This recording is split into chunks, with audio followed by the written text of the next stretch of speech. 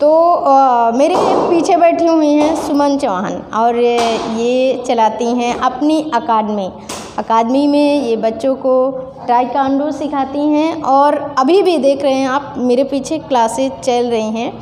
इन्होंने अकादमी बना ली है, पहले खुद में सीखा है और अब बच्चों को सिखा रही हैं। ये बहुत बड़ी बात है, बांदा के लिए बहुत गरिमा की बात है। तो चलिए आइए हम इनसे बात करते हैं कि इन्होंने पहले खुद में सीखा और फिर अब बच्चों को सिखाया, वो अनुभव किस तरह का है। तो इनके अनुभव को चलिए हमारे चैनल के माध्यम से देखते हैं और सुनते हैं सुमन चौहान को। अरे स्टार्टिंग की थी मैं 9th क्लास में थी जब, तो मुझे शौक़ तो था इन सब आर्ट्स का। कभी मैं 7th 8th क्लास में पढ़ती थी। मेरा पहला मैंने यहाँ से सहयोग आश्रम में मैंने 8th किया वहाँ से। तो वहाँ जब मैं बीच में एक सर आए थे तो इलाहाबाद से आए हुए थे, उनका मुझे नाम नहीं पता, बट यहाँ पर उन्होंने कैंप डाला था 10 दिन का। तो मैं उनको देखती थी, वो लोग मतलब बच्चे थे यूनिफॉर्म में जाते थे सीखने के लिए, ट्रेनिंग जहाँ होता था ट्रेनिंग कैंप पे, तो रास्ते में देखा करते थे हम लोग उनको। तो लगता था कि हम भी सीखें कभी। तो वो 10 दिन का कैंप था, हमें उसमें मौका नहीं मिला। उसके बाद फिर मैंने GGIC कॉलेज में एडमिशन लिया 9th में। तो जब मैं 9th में पढ़ने जाती थी तो बीच में ही कुछ ऐसा हो गया कि मुझे लगा कि सीखना चाहिए। थोड़ा ऐसा था कि अब 9th क्लास में छोटे थे, बहुत ज़्यादा वो नहीं था, डर था और फ्रेंड्स थे आते जाते थे रास्ते में। तो एक बार ऐसा हुआ था कि अब क्या कहें कि भैया थे, कुछ भी बोले उनको, तो उन्होंने मेरा नाम पता पूछने लगे थे अचानक से, क्योंकि मैं उनको जानती नहीं थी। तो मुझे थोड़ा डर भी लगा। तो फिर मैंने अपने घर में बताया, थोड़ा बहुत मैंने उनको धमकी भी दी 1-2 बार, क्योंकि काफ़ी ज़्यादा हो गया। फिर एक दो बार वो घर तक भी पहुँचे रास्ते में। वो कई मतलब मैं जहाँ भी देखती थी तो वो मुझे दिखते थे सामने, डर भी लगता था। तो मैंने घर में बताया तो फिर पापा मुझे कॉलेज छोड़ने ले जाने लगे। फिर मुझे ऐसा फील होने लगा कि लगता है कि मुझे कुछ ऐसा सीखना चाहिए या मुझे आना चाहिए ऐसा कि मेरे घर भी वाले ही ना परेशान हों और मुझे भी थोड़ा लगे सेपरेट रहूँ मैं। तब मैंने शुरू किया। मैं यहाँ पंडित जैन कॉलेज ग्राउंड पे मिस्टर शिवम वर्मा सिखाते थे। मेरे सबसे पहले कोच वही हैं। उनसे मैंने ये आर्ट सीखी, मार्शल आर्ट सीखा और 2010 में मैंने ब्लैक बेल्ट किया। उसके बाद फिर उसी समय पर यहाँ पर मिस्टर मनोज गुप्ता हैं, उनसे भी मैंने सीखा हुआ है। मेन मेरे यही दो गुरु हैं। उसके बाद मेरे सीनियर्स हैं जिन्होंने मेरे काफ़ी सपोर्ट किया और बहुत अच्छा ग्रुप भी मुझे मिला। फैमिली सपोर्ट भी रहा, सामाजिक भी बहुत सपोर्ट रहा और शायद अभी जो क्लास जो भी आगे आ रहे हैं हम, तो मेरे लिए मुझे लग रहा है पूरे बांदा का सपोर्ट रहा है। और क्या अपने को आप बांदा में सबसे अलग लड़की मानती हैं? मानती हूँ, अलग भी मानती हूँ, लेकिन ये नहीं कहूँगी कि मैं बिल्कुल अलग हूँ क्योंकि हूँ तो लड़की ही। लेकिन हाँ, अभी अगर हो सकता है इस फील्ड में और भी बच्चे यहाँ पर होंगे बांदा में, लेकिन जो मेरे फ्रेंड्स में हैं, तो फ्रेंड्स में मैं अपने आप को डिफरेंट थोड़ा सा समझती हूँ। बांदा में तो एक बहुत डिफरेंस है क्योंकि इस क्षेत्र में लड़कियां है ही नहीं हैं और जब आपने शुरुआत की है तब आप अकेले थे। हाँ, मेरे साथ में आपके कारण लड़कियां आई, तो किस तरह की चुनौतियों को आपने फेस किया? बहुत ज़्यादा तो नहीं था, लेकिन हाँ, हमारे अभी समाज में बहुत ही अभी पिछड़ापन है। यहाँ पर लड़कियों को जब मैंने स्टार्टिंग करी थी तो मैं अपना एक्सपीरियंस बताएं कि जैसे जब मैंने स्टार्टिंग की थी तो मैं जब घर से निकलती थी तो मेरे मोहल्ले के भी जो ये कहें हम उम्र थे या बड़े थे या मैं तो अब तो वो रिस्पेक्टिव हो गए हैं, सभी रिस्पेक्ट देते हैं। तो अब तो मैं यही कहूँगी कि भैया लोग जितने भी हैं, तो पहले ये लोग कमेंट किया करते थे क्योंकि अब फ्रेंडली तो कमेंट कर नहीं सकते। तो जैसे हम घर से निकलते तो बोलते एक दूसरे से ही तेज़ आवाज़ में एक कमेंट होता था कि मार्शल आर्ट करके इस तरीके से चिढ़ाना और छोटे छोटे कमेंट्स करना। लेकिन जैसे जैसे धीरे धीरे क्लासेस चलती रहीं, मैंने सीखना शुरू किया। अब फिर इसके बाद अब तो माहौल बहुत अच्छा है, रिस्पेक्ट भी है और डर भी है। और सही बताएं तो जल्दी जैसे अगर किसी को मुझसे जैसे क्लास में किसी को आना होता है ना, ज्वाइन करना होता है, तो वो डायरेक्ट नहीं आता किसी न किसी से सपोर्ट लेकर आता है। तो मतलब एक थोड़ा सा उनके अंदर ये डर है। बाकी मैंने आज तक किसी पर हाथ नहीं उठाया, किसी तरह की लड़ाई झगड़ा नहीं हुआ, लेकिन उनके अंदर खुद से डर है कि आने के बाद वो बताते हैं कि हम पहले सोचते हैं, हम डरते हैं आपके पास आने के लिए। तो अब कैसी स्थिति है इस स्थिति में, इस जगह पे अकाडमी को लेकर के? अकाडमी मैंने जब शुरुआत की थी, जब मैंने सीखा था तो मुझे इस चीज़ में कोई फ़र्क नहीं लगा कि लड़के हैं या लड़कियां हैं। मुझे लगता है लड़के लड़कियों को दोनों को ही एक साथ ही प्रैक्टिस करनी चाहिए।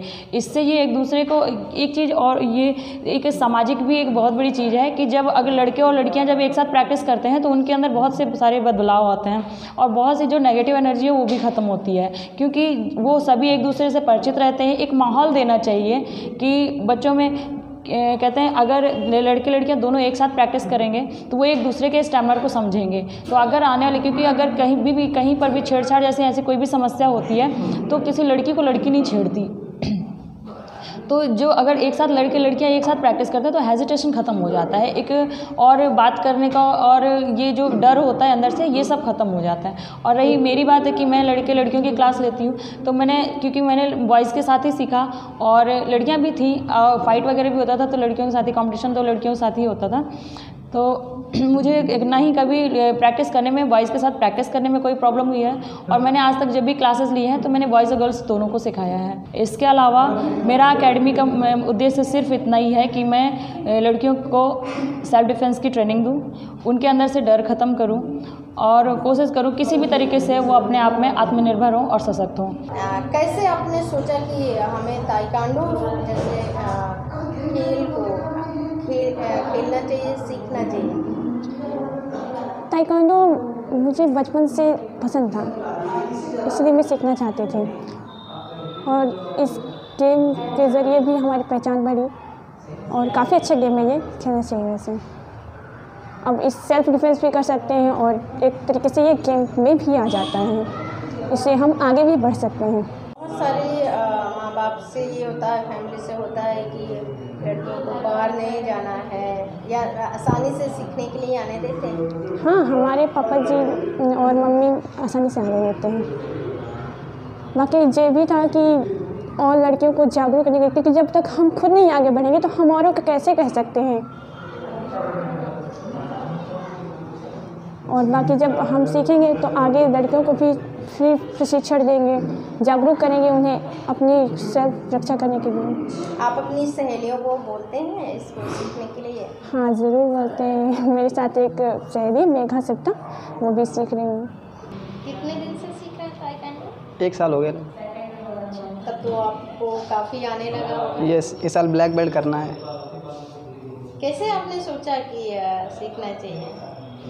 मेरा गेम में पहले से बहुत ज़्यादा शौक था गेम खेलने का। मैंने इसे एक गेम के बेस पर खेला है, इसे मुझे इंटरनेशनल तक जाने की चांस ज़्यादा जल्दी लग रहे थे, इसलिए इसे ज्वाइन किया। पापा मम्मी को मनाना पड़ा? यस, पहले पापा तो आने नहीं दे रहे थे, कहते थे वहाँ जाना, कूदना, पैसे बर्बाद करना, ये सब ऐसा।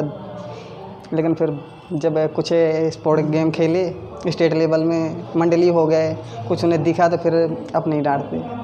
और आपको लगता है कि लड़कों को भी ज़रूरत होती है? बिल्कुल, क्यों नहीं, ज़रूरत होती है, हर किसी को होती है।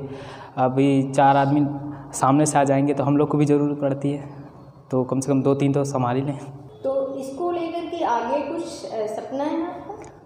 जी, सपना तो यही है कि अगर डिफेंस में नहीं जा पा रहे हैं तो फिर इसमें अपना पूरा फोकस देंगे स्पोर्ट्स में। कहाँ अभी तक आपने सिखाया है?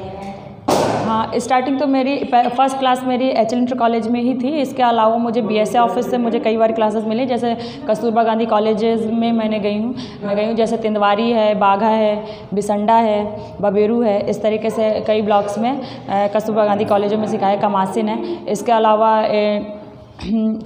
अभी जिस तरह मिशन शक्ति चल रहा है, इसके अकॉर्डिंग मैंने अतर्रा में 2-3 कॉलेजों में क्लासेस ली हैं, बांदा में भी कई जगह, जैसे कि खानखा कॉलेज है, राजा देवी है, DGIC कॉलेज है और पंडित जैन कॉलेज है।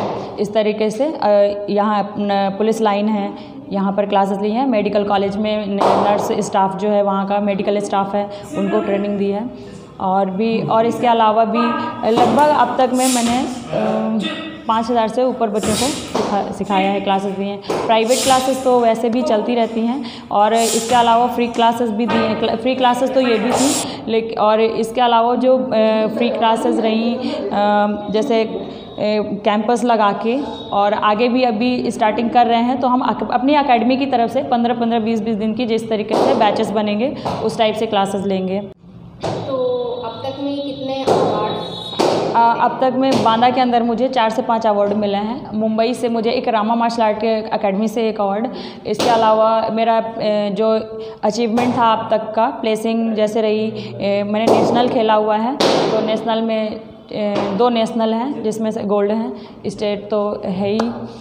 और इसके अलावा भी छोटे छोटे से सम्मान समारोह होते रहते हैं, तो वहाँ पर कहीं ना कहीं पर नाम रहता है। अकेडमी को लेकर तो मेरा यही सपना है, मैं चाहती हूँ कि बांदा के अंदर हर घर में मार्शल आर्ट हो या ये सेल्फ डिफेंस से संबंधित कोई भी आर्ट हो, यानी कि हर लड़की को ये आर्ट आनी चाहिए। और मैं कहती हूँ इस लड़की को ही नहीं, सिर्फ लड़की को ही नहीं, लड़कों को भी, क्योंकि जहाँ पर भी इसके साथ में ही बच्चों को और भी चीज़ें बतानी चाहिए, जैसे कि सामाजिक ज्ञान भी उनको देना चाहिए अपने ग्रंथों के बारे में। जैसे कि हम कहते हैं हमें संविधान पढ़ना चाहिए, बिल्कुल संविधान पढ़ना चाहिए, लेकिन इसके साथ साथ बाकी के बुक्स की भी नॉलेज रखनी चाहिए। और मतलब कि एक पॉजिटिव माहौल देना चाहिए बच्चों को, पेरेंट्स की तरफ से भी और टीचर्स की तरफ से भी। जिस तरीके से क्राइम हो रहे हैं उनको रोकने के लिए सबसे पहले हमें अपने बच्चों के मनोस्थिति को बदलना पड़ेगा। बालिका दिवस मनाया जाता है हर साल, उस मौके पर आपका क्या संदेश है? मैं चाहती हूँ, क्या मेरा तो सभी से निवेदन ही है, ख़ास तौर से पेरेंट्स से और हर उस टीचर से जिनसे वो बच्चे ऐड हैं, क्योंकि यही 2 एक ऐसे माध्यम हैं जो बच्चों से डायरेक्ट टच में आते हैं और उन अपनी वाद विवाद या अपनी बातों को रख सकते हैं। देश के एकमात्र नारीवादी ग्रामीण न्यूज चैनल को समर्थन करने के लिए हमारे YouTube चैनल को लाइक और सब्सक्राइब करें, हमारी वेबसाइट पर सदस्य बने। खबर लहरिया, आपकी खबर आपकी भाषा।